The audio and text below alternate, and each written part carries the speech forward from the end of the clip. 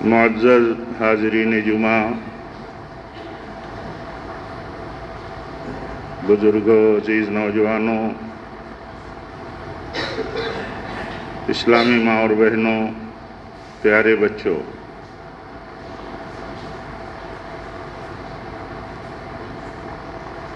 اللہ تعالیٰ نے جہاں ہمارے ساتھ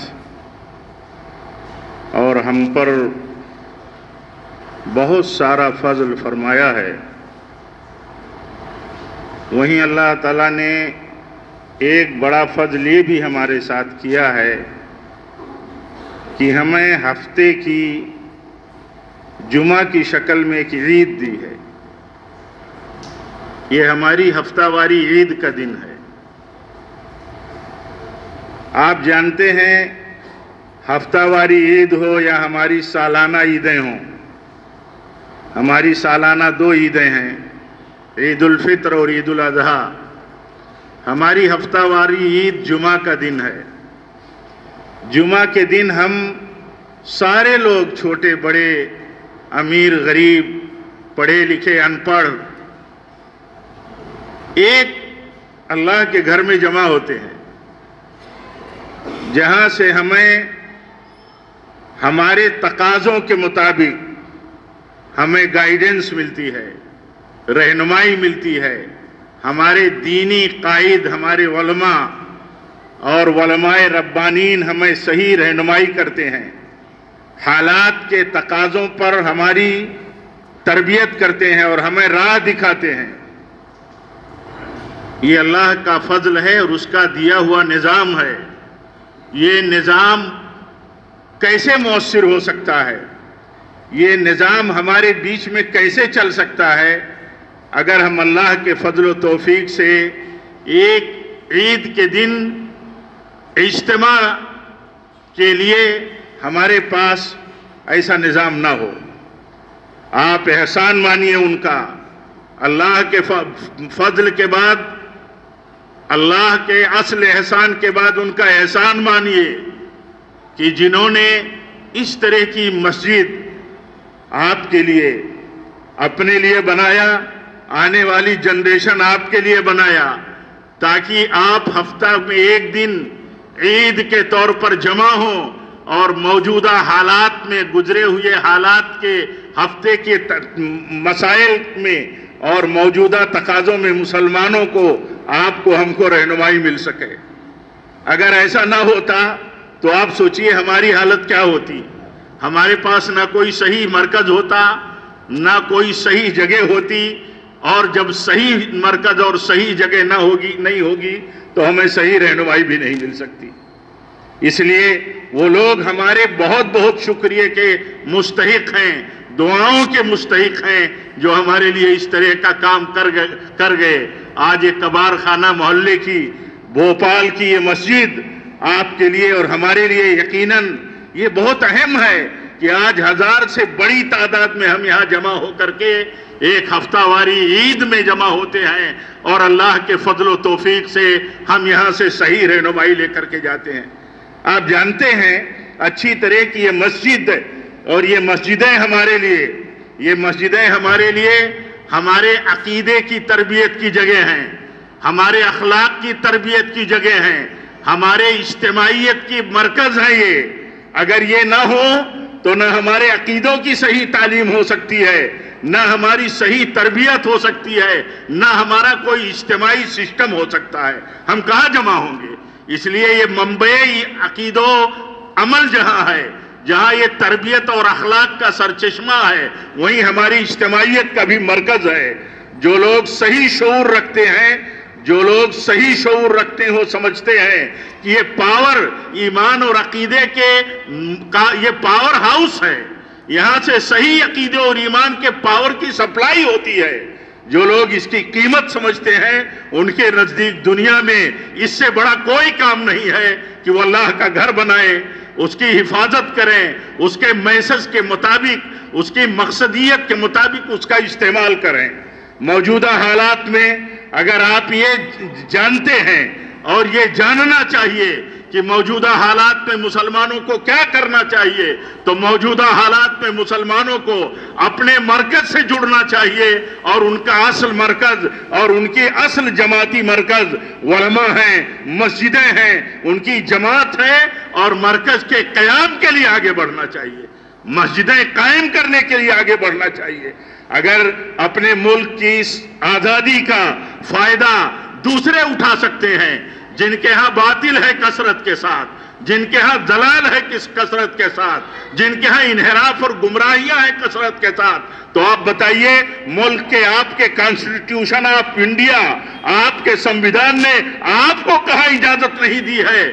آپ کو ہر سیکٹ اور ہر دھرم والوں کو اجازت ہے کہ اپنے مذہب اور اپنے عقیدہ اور اپنے مسلک، اپنے دھرم کے مطابق وہ چلیں اور ملک کے قانون کی آزادی کا فائدہ اٹھائیں۔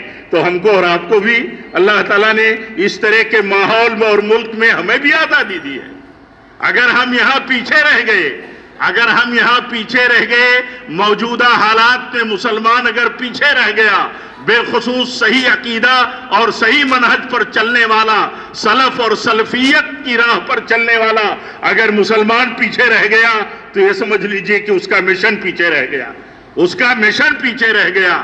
یہ بات بہت واضح لفظوں میں اس لیے یہ بات کہی جاتی ہے کہ واضح لفظوں میں بات کہی جائے تو بات سمجھ میں آسانی سے آتی ہے۔ ہمارا اصل مشن یہی ہے، ہمارے اصل سرچشمے یہی ہیں۔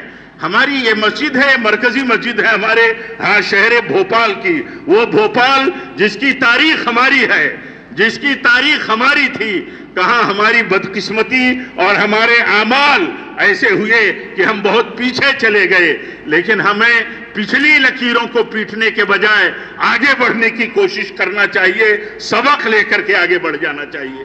اللہ تعالی ہم سب کو توفیق دے۔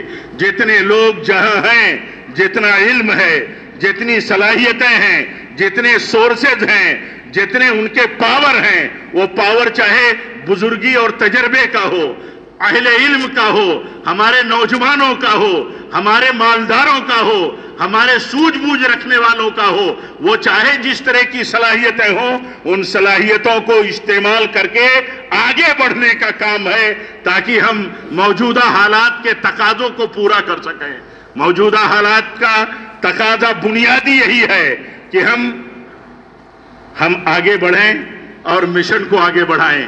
مشن جہاں سے چلتا ہے، جہاں سے ترقی کرتا ہے، ڈیولپمنٹ جہاں سے ملتا ہے مشن کو، وہ مشن اصل یہی ہے میرے بھائیوں۔ اور جو بڑے لوگ ہوتے ہیں، جو ہمارے مراکز ہوتے ہیں، ان کی مرکزیت کبھی ختم نہیں ہوتی۔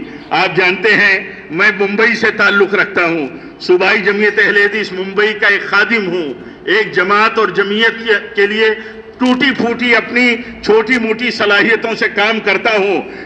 جامع مسجد اہل حدیث مومن پورہ ممبئی اور اطراف ممبئی، جو صوبائی جمعیت اہل حدیث ممبئی کا حلقہ ہے، اس کے اضلاع ہیں، ضلع تھانہ ہے، رائے گڑھ ہے، رتنا گیری ہے۔ آج بھی مومن پورہ کی مسجد مرکزی مسجد ہے۔ 250 سے زیادہ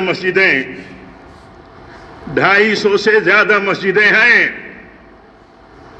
لیکن جسے مرکزیت حاصل ہے، اس کی مرکزیت پر کہیں چوٹ بھی نہیں پہنچنی چاہیے۔ جو ہمارے بڑے ہیں، ان کے ادب و احترام پہ ہمارے ہاتھوں سے، زبان سے کہیں حرف بھی نہیں پہنچنا چاہیے۔ اگر ہمارے بڑے ہیں، کہیں ان سے غلطی ہوئی تو وہ معصوم نہیں ہیں۔ اگر ہمارے علماء ہیں تو ہماری عزت و آبرو ہیں، ہمارے لیے ایسے ہی ہیں کہ جیسے وہ ہمارے لیے زینت ہیں، ہمارے وہ اصل قائد ہیں، اصل ہمارے دین میں وہی لیڈر ہیں ہمارے۔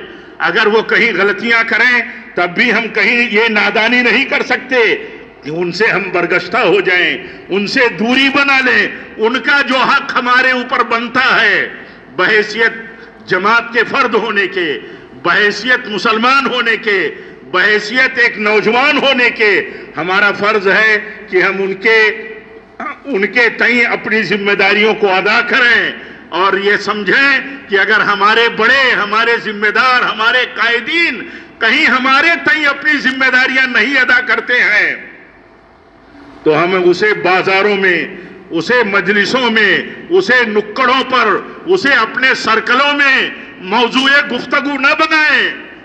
اگر نصیحت کر سکتے ہیں تو نجی ملاقاتیں کر کے نصیحت کریں، نہیں کر سکتے اپنی ذمہ داری ادا کریں، ان کے لیے دعا کریں، ان کے لیے دعا کریں۔ بڑوں کا کام ہے، اس میں کوئی شبہ نہیں، بڑوں کا کام ہے بڑی سوچ رکھنا، بڑوں کا کام ہے کہ نظر رکھنا، اس بات پر نظر رکھنا کہ ہمارے چھوٹے کون کس لائق ہیں، کن سے کون سا کام لیا جا سکتا ہے۔ جیسے بڑے چھوٹے ہمارے ان کی ماتحتی سے باہر نہیں جا سکتے، ایسے ہمارے چھوٹوں کے لیے بڑوں کا کام ہے کہ یہ دیکھیں کہ ہمارے چھوٹے کیا کام کرنے کی صلاحیت اور کیپیسٹی رکھتے ہیں، ان کے پاس سورسز کیا ہیں، وسائل کیا ہیں، اور وہ کتنا کام آ سکتے ہیں۔ آپ دیکھیے اسامہ ابن زید کی کیا عمر تھی، کیا عمر تھی۔ پیارے نبی صلی اللہ علیہ وسلم نے ایک لشکر کا سپہ سالار بنا دیا، سپہ سالار بنا دیا۔ ابھی یہ لشکر اپنے محاذ پر پہنچا نہیں تھا، مدینہ سے نکلا تھا، تھوڑے فاصلے پر نبی صلی اللہ علیہ وسلم کی بیماری کی خبر مل گئی تو رک گیا۔ کیا صورتحال بنتی ہے، آگے نہیں بڑھا، آخر اسی بیماری میں آپ کی وفات ہو گئی، لشکر واپس مدینہ آ گیا۔ اب یہ بات چلی کہ حالات بدل گئے ہیں، رخ الگ جا رہا ہے، ایسے حالات میں یہ لشکر نہ بھیجا جائے، اور یہ ابھی نوعمر ہے، ان کی قیادت، لیکن یہ کہہ کر کے بات ختم کر دی گئی کہ جنہیں نبی صلی اللہ علیہ وسلم نے لشکر کا اور محاذ کا سپہ سالار اور امیر بنایا ہے، ہمارے بس میں کیا ہے، ہمیں حق کہاں ہے، ہم جرات کیسے کر سکتے ہیں کہ ان کے سوا دوسرے کو حالات کی مشکل کا حوالہ دے کر کے دوسرے کو آگے بڑھا دیا جائے یا یہ فوج کشی روک دی جائے۔ عرض کرنے کا مطلب یہ ہے کہ ایک بڑے کا کام یہ ہوتا ہے کہ وہ دیکھے کہ ہماری قوم میں، ہماری جماعت میں، ہمارے اندر کون کس لائق ہے اور کس سے کون سا کام لیا جا سکتا ہے، اور یہ تال میل سے ہوتا ہے، تال میل سے ہوتا ہے۔ تال میل کبھی بگاڑنا نہیں چاہیے۔ تال میل، قربانی کس کو کہتے ہیں؟ قربانی اسی کو تو کہتے ہیں کہ اگر ہمارے ساتھ ترجیحی سلوک ہوتا ہو تو ہم صبر کر کے اسے برداشت کریں۔ حالات جو ہیں ہمارے، اور کسی بھی وقت کے جو حالات ہوتے ہیں ان میں دیکھیے کبھی کبھی مسئلے پیدا ہوتے ہیں، لیکن ہمارے لیے تو ہر طرح کی رہنمائی نبی صلی اللہ علیہ وسلم اور صحابہ کی زندگیوں میں موجود ہے، ہر طرح کی رہنمائی موجود ہے۔ ہمیں اس کی طرف پلٹ کر کے دیکھنے کی ضرورت ہے، سمجھنے کی ضرورت ہے۔ تو میں عرض یہ کر رہا تھا کہ دیکھیے کام کے تقاضے بہت ہیں، موجودہ حالات میں مسلمانوں کے اوپر ذمہ داریاں بہت ہیں، ان میں بنیادی ذمہ داری یہ ہے کہ مسجد سے جڑے رہیں، علماء سے جڑے رہیں، علماء حق سے اپنے جڑے رہیں، اپنی جماعت سے جڑے رہیں۔ اصلاح کی صورتحال میں، اصلاحات کی صورتحال میں اصلاح کے طریقے کیا ہیں، ہمارے نوجوانوں کو، کام کرنے والے افراد کو وہ بھی سمجھنے کی ضرورت ہے، اور یہ بھی سمجھنا چاہیے کہ کبھی کبھی حالات ایسے ہوتے ہیں کہ ہم بہت مایوس ہوتے ہیں، لیکن ہمارا ایمان، ہماری ذمہ داری، ہمارے لیے سبق یہ ہے کہ ہم مایوس نہ ہو۔ حالات بدلتے ہیں، بہت ساری تبدیلیاں آتی ہیں، اور بہت ساری تبدیلیاں آ جانے کے بعد ہم احساس کرتے ہیں کہ کل جو ہم بے چین تھے تو بے چینی ہماری صحیح نہیں تھی. کام کرتے رہنے کی ضرورت ہے. جو طریقہ کام کرنے کا ہے، جو طریقہ اصلاح حال، اصلاح جماعت، اصلاح فرد، اصلاح معاشرہ کا ہے، اس طریقے کے مطابق کام کرتے رہنا چاہیے. اور یہ اصول ہماری زندگیوں سے نہ نکلے کہ ہمارے بڑے تعظیم کے مستحق ہیں، ہمارے بڑے ادب کے مستحق ہیں، ہمارے بڑے احترام کے مستحق ہیں، ہمارے علماء ہی اصل قیادت کے مستحق اور ذمہ دار ہیں. ہمارے ذہن سے یہ بات نہ نکلے اور ہمارے بڑوں کے ذہن سے بھی یہ بات نہ نکلے کبھی کہ جیسے چھوٹوں کو کہا گیا کہ نبی صلی اللہ علیہ وسلم نے فرمایا ہم میں سے وہ نہیں ہے.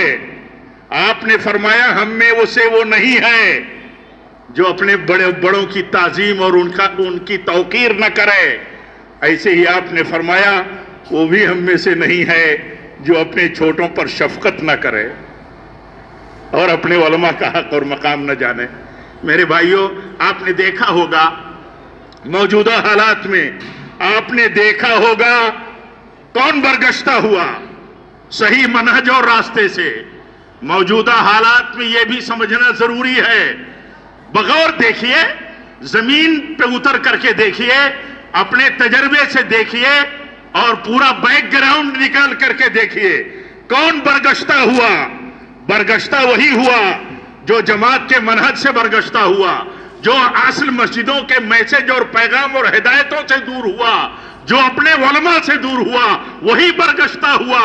اور اس کی مثال ایسے ہی ہوئی جیسے ریوڑ کے جتھے سے کوئی بکری نکل جائے، کوئی بھیڑ نکل جائے تو اسے بھیڑیا اچک لے. جہاں دنیا بھر کے فرنٹ بنتے ہیں، جس ملک میں آزادی کے نام سے، فریڈم کے حوالے سے، مسلمان ہو یا غیر مسلم، نان مسلم، روز کوئی نہ کوئی تنظیم بناتے ہیں، روز کوئی نہ کوئی فرنٹ بناتے ہیں، روز کوئی نہ کوئی مرکز بناتے ہیں. آزادی حاصل ہے، کرتے رہو، کوئی رکاوٹ نہیں ہے. کسی فرد کے پاس کوئی پاور نہیں ہے، کسی سسٹم کے پاس. قانون تو آزادی دیتا ہے کہ جو اس آزادی کے ماحول میں جو کچھ کرنا چاہے کرے، لیکن ہم آزاد نہیں ہیں، ہم پابند ہیں علماء کی ماتحتی میں رہنے کے، اس جماعت کی ماتحتی میں رہنے کے جو عقید و منہج میں ہماری بنیاد ہے، اور مسجد سے جڑے رہنے کے، مسجد کے پیغام سے اپنے آپ کو جوڑے رکھنے کے. ہم پابند ہیں اس کے. میرے بھائیوں، اس پابندی سے دیکھیے، میں عرض یہ کر رہا تھا، اس پابندی سے جو نکلا اپنے آپ کو الگ تھلگ کیا وہ ہلاک ہو گیا. ہلاک کس کو کہتے ہیں؟ ہلاک اس کو نہیں کہتے کہ آدمی کا جسم مر گیا، آدمی مر گیا. ہلاکت کہتے ہیں جس نے اپنا عقیدہ برباد کر دیا، اپنا منہج برباد کر دیا، علماء کی سرپرستی سے جو آزاد ہو گیا، اصل مرکز اجتماعیت جو ہے مسجد اور مسجد کے پیغام سے، مسجد کی اصل دعوت سے جو اپنے آپ کو الگ کر لیا، وہ ہلاک ہو گیا. وہ ہلاک ہو گیا. اللہ کے نبی صلی اللہ علیہ وسلم نے فرمایا تھا، آپ نے فرمایا تھا میرے بعد ہر دور کا وہ تقاضا ہے، آج تو اس کا تقاضا اور بہت بڑا ہے. آپ نے فرمایا تھا میرے بعد تم بڑا اختلاف دیکھو گے، بڑا اختلاف دیکھو گے. آپ نے فرمایا تھا میرے بعد تم بڑا اختلاف دیکھو گے، جلدی دیکھو گے. اور آپ نے فرمایا تھا لیکن میں تمہیں ایسی شاہراہ پر چھوڑ کے جا رہا ہوں، ایسے ہائی وے پر چھوڑ کے جا رہا ہوں جس پر تاریکی نہیں ہے، رات دن برابر روشنی ہی روشنی ہے. یعنی ایسا اسلام دیا ہوں، ایسا صراط مستقیم دیا ہوں جو روشن ہے. اس راہ پر سچائی اور نیک نیتی سے چلنے والا کبھی بھٹک نہیں سکتا. اور آپ نے فرمایا وہی بھٹکے گا جسے ہلاک ہونا ہوگا. یہ راہ جو چھوڑ دے گا وہ بھٹک جائے گا اصل راستے سے، اور جو اصل راستے سے بھٹکا وہ ہلاک ہو جائے گا، ٹامک ٹوئیاں مارتا رہے گا. تو آپ صلی اللہ علیہ وسلم نے فرمایا کہ میرے بعد بڑا اختلاف دیکھو گے، بہت سارے اختلافات کا ہمیں سامنا ہے، الگ الگ نسبتوں سے، الگ الگ منہج سے، الگ الگ گروپ سے، الگ الگ سیکٹ اور الگ الگ مسلکوں کے نام سے بہت سارے اختلافات ہیں۔ آپ صلی اللہ علیہ وسلم نے نصیحت فرمائی، وصیت کی، اختلاف دیکھنا تو فعلیکم بسنتی،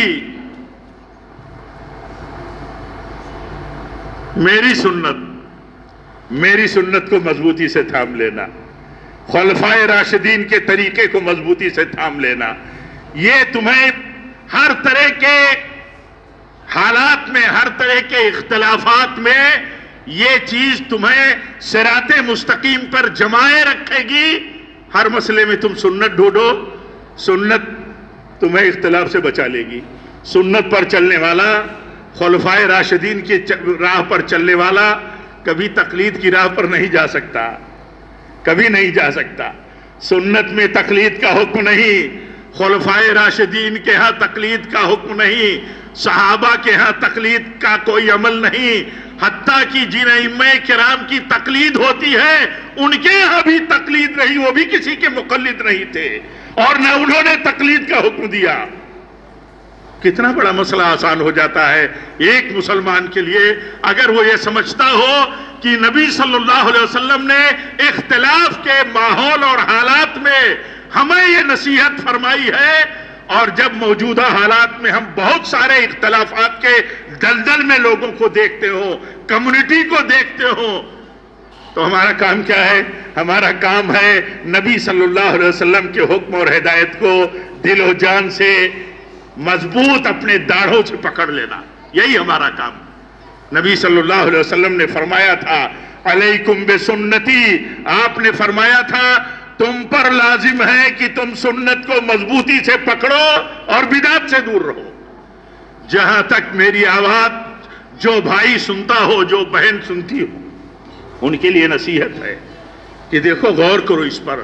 ہم موجودہ حالات میں یا کیسے بھی حالات ہوں، ہم کبھی اپنے مخالف پر غلط زبان استعمال کرنے کی تو بات جانے دیجئے، اس کے قائل بھی نہیں ہیں۔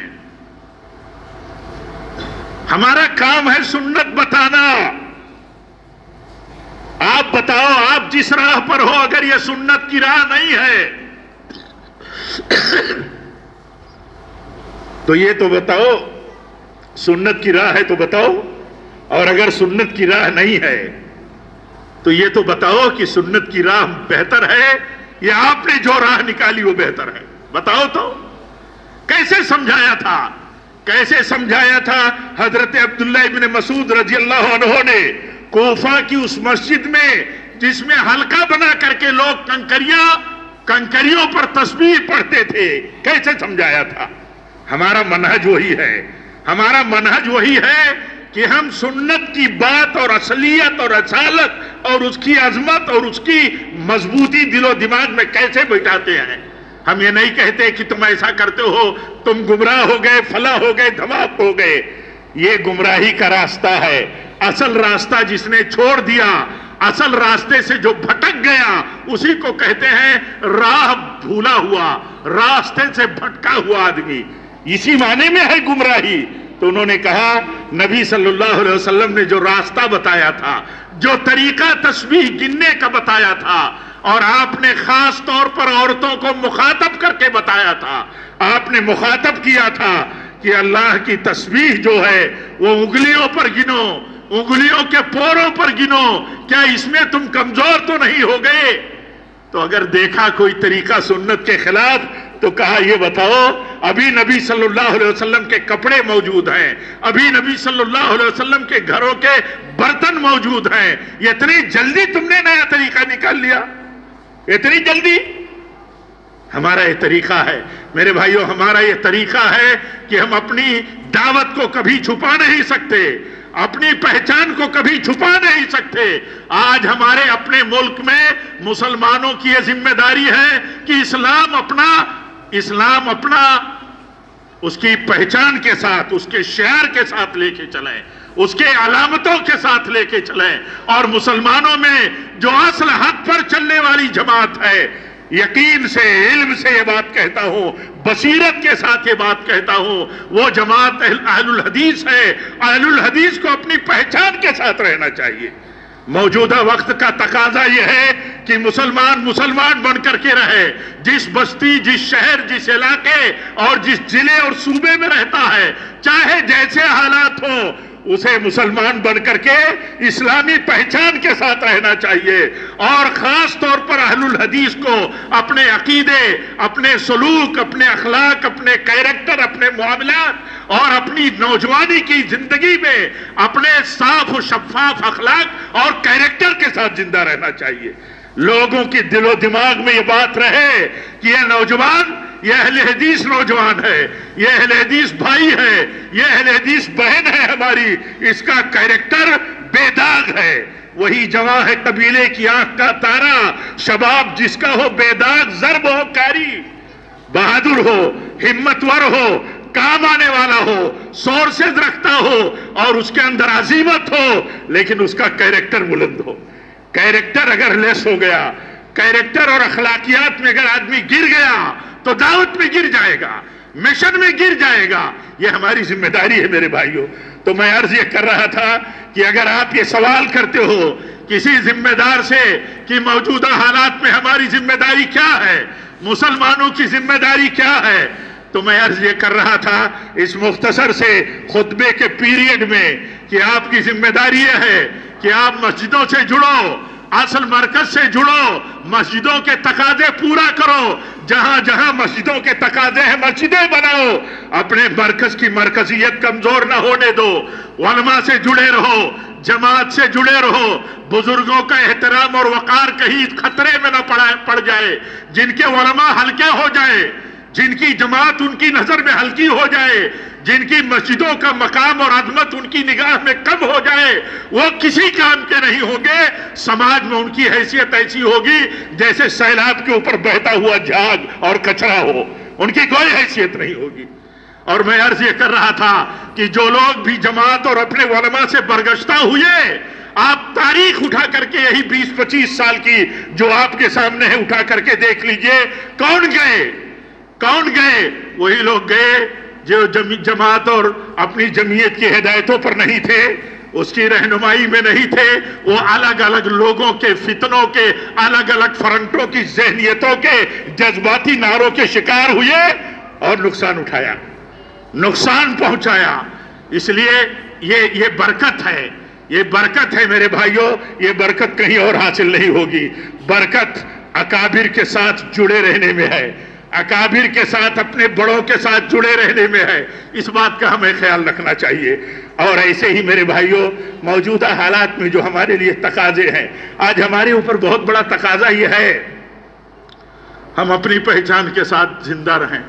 لوگ اس آزادی کے ماحول میں ہمیں آزاد بنا دینا چاہتے ہیں، اسلام سے، جماعت سے، علماء سے، اپنی مسجدوں سے۔ ہم آزاد نہیں، ہم مسلمان ہیں، ہم اللہ اور اس کے رسول کے نظام اور ان کی ہدایتوں کے پابند ہیں۔ اتبعوا ما انزل الیکم من ربکم، رب کی طرف سے جو تمہارے لیے ہدایتیں اتری ہیں، عقیدہ اور طریقہ، اخلاق اور سلوک اور معاملات کے جو قوانین اترے ہیں، تمہیں ان کی پابندی کرنی ہے۔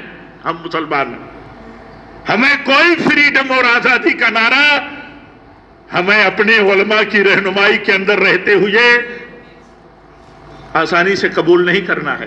ہم مسلمان ہیں۔ ہندوستان میں ایک بہت بڑا تقاضا یہ ہے کہ مسلمانوں کے نام پر کوئی سیاست بھی خالص مسلمانوں کے نام پر نہیں ہونی چاہیے، خالص مسلمانوں کے نام پر کوئی سیاست کھڑی کی جائے۔ آپ نے اگر یہ سوال کیا ہے کہ موجودہ حالات میں مسلمان کیا کریں، تو میں آپ سے اور اہل وطن آپ سے اپنے بھائیوں سے یہ کہتا ہوں، مسلم نام کی قیادت اور مسلمانوں کے نام پر خالص سیاست نہیں ہونی چاہیے۔ آپ اگر یہ سیاست لے کے چلے تو میں نہیں، اپنے بزرگوں کے تجربے اور ہدایتوں کی روشنی میں کہتا ہوں، آپ فیل ہو جائیں گے اور نقصان پہنچائیں گے، بربادی کی حد تک کمیونٹی کو لے جائیں گے۔ ملک میں جو سیاستیں ہیں، ملک کے جو حالات اور ملک میں جو پاپولیشن کا ریشیو ہے اور ملک کا جو قانون سیکولر اور جمہوری ہے، اس کے دائرے میں رہتے ہوئے صحیح ہدایتوں کی روشنی میں کام کی ضرورت ہے۔ ایسے ہی اگر کوئی ہندو مسلم کرتا ہو تو ہمیں مسلم ہندو کرنا صحیح نہیں ہے، نہیں صحیح ہے ہمارے لیے صحیح نہیں ہے۔ ہم امت دعوت ہیں، ہم میں کا ہر آدمی ایک دائی کی طرح زندگی گزارتا ہے، بھلے دائی نہ ہو اصل، وہ اپنے کیریکٹر سے، اپنے برتاؤ سے، اپنے معاملات سے، اپنے سلوک سے دعوت کا کام کرتا ہے۔ کبھی جب ہم کسی مسلمان کو نہیں، کسی غیر مسلم کو بھی غلط زبان سے کبھی بھی ہم سینٹنسنگ نہیں کر سکتے، غلط زبان نہیں استعمال کر سکتے، تو ایسے ہی ہم کسی کے معبود، کسی کے بھگوان، کسی کی جس کی وہ بھکتی کرتے ہو، ان کو ہم کبھی غلط شبد استعمال نہیں کر سکتے۔ ہاں ہم یہ کہیں گے اکیلا اللہ عبادت کا مستحق ہے، اللہ کے سوا اگر 33 کروڑ معبودوں کی عبادت ہوتی ہے تو سب باطل ہیں، ہم ان کا انکار کرتے ہیں۔ یہ انکار کرنا اور انہیں باطل اور غلط کہنا یہ ان کی انسلٹ نہیں ہے، بلکہ ایک سچائی ہے، ایک حقیقت ہے جس کا اظہار کرنا ہمارے لیے فرض ہے۔ ہم کوئی بھی ورڈ، کوئی بھی شبد غلط استعمال نہیں کرتے، اور ہماری ذمہ داری ہے میرے بھائیوں کہ ہم دعا کریں، فکر کریں، کام کریں، سمجھیں کہ یہ زندگی بہت مختصر ہے، پتہ نہیں کون صحت مند کب بیمار ہو جائے، کون زندگی کے ساتھ جینے والا بڑے وسائل اور بڑے سورسز اور بڑی خوشحالیوں میں کب وہ موت کے شکنجے میں چلا جائے، موت کے منہ میں چلا جائے، کب حالات جتنے بھی آج بہتر ہیں اس سے بدتر ہو جائے۔ ہمیں اللہ تعالیٰ سے توفیق مانگتے رہنا چاہیے، توفیق مانگتے رہنا چاہیے۔